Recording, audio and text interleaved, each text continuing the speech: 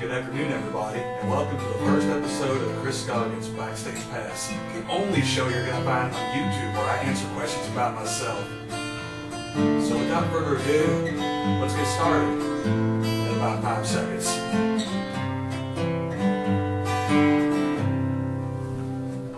Alright, everybody, like I said, this is the only show on YouTube that you're going to find where I answer questions about myself.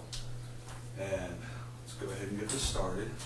Basically, what I do is I take all of your fan submissions every week, questions about my music, favorite kinds of dinosaurs, anything. And I pick one lucky winner out of a hat, and I tell them what they want to know. So basically, I've got a hat full of questions, and I'm going to answer one question every week. So if you don't get picked, don't think that I hate you, that I burned your letter and like put it over there somewhere in that stack of letters. That's not what happened. I've only got so much time. But, you know, that's just something you're going to have to deal with. So let's get started on this week's question. All right, shake our hat up here. This is the hat right here. No funny business, no rabbits, no doves, just letters. Let's see what we got here.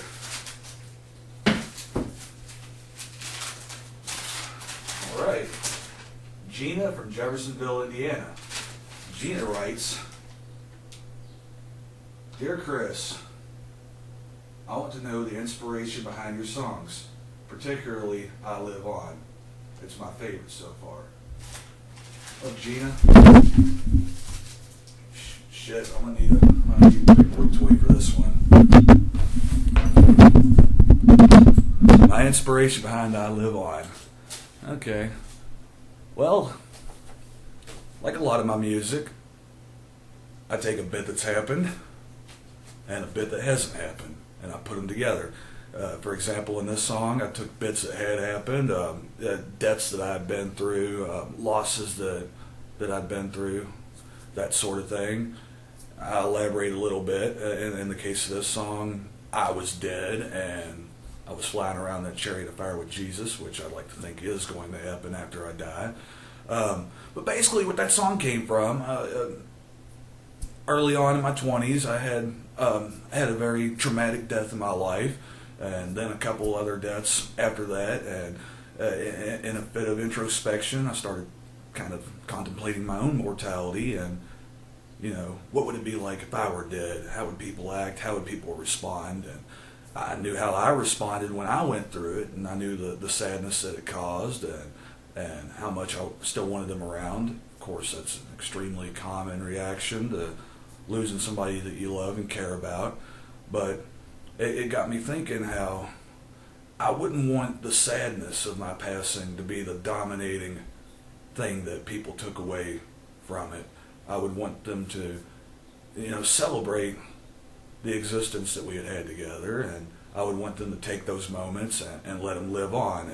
And that's what I'm speaking about. When I'm saying I live on, I don't necessarily mean in a theological sense where I'm still up in heaven. I don't necessarily mean that that's not the case either, but what I was getting at was those moments you take from people being around, and you carry those with you. You remember funny jokes they said.